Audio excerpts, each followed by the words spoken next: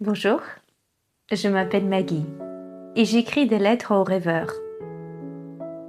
Toi qui as un rêve impossible, toi qui as peur d'oser, toi qui te sens seul dans ton ambition, pendant 30 jours, tu vas recevoir une lettre de moi. Pas pour te motiver avec des phrases vides, non, non, non, mais pour te rappeler que ton rêve a sa place.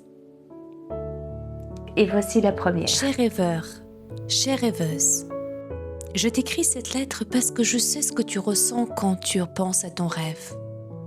Ce frisson, je le connais très bien. Mais je connais aussi cette petite voix qui murmure « c'est impossible, c'est impossible ». Mais laisse-moi te dire quelque chose que j'aurais aimé qu'on me dise plus tôt. Tes rêves ne te semblent pas impossibles parce qu'ils le sont vraiment. Ils te semblent impossibles parce que personne autour de toi ne les a encore réalisés. C'est tout. Et écoute-moi bien.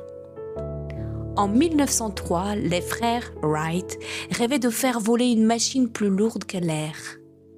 Les experts disaient que c'était scientifiquement impossible. Aujourd'hui, grâce à leur invention, on traverse les océans en quelques heures. Et oui, ils l'ont fait. Ils ont inventé le premier avion. Qui l'aurait cru?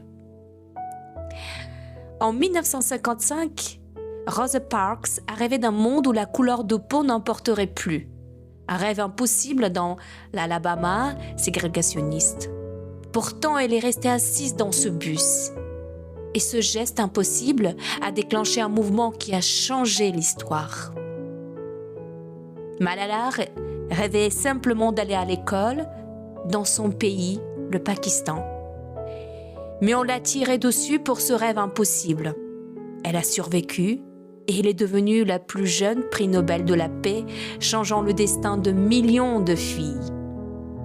Tu vois, les rêves impossibles sont les seuls qui changent vraiment le monde. Ce sont eux qui créent les révolutions. Ce sont eux qui font avancer l'humanité.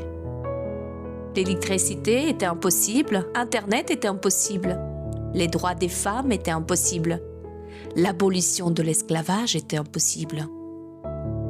Jusqu'à ce que des rêveurs décident qu'impossible n'était qu'une opinion, pas un fait. Alors arrête de mesurer ton rêve à ce qui existe déjà. Ton rêve est impossible? Parfait, c'est exactement pour ça qu'il a besoin de toi. Parce que les rêves possibles, n'importe qui peut les réaliser. Mais les rêves impossibles, et ceux-là, ont besoin de quelqu'un d'assez courageux pour y croire quand personne d'autre n'y croit. Quelqu'un comme toi, quelqu'un comme moi, avec toute mon affection. Bergère d'étoiles, une rêveuse éternelle.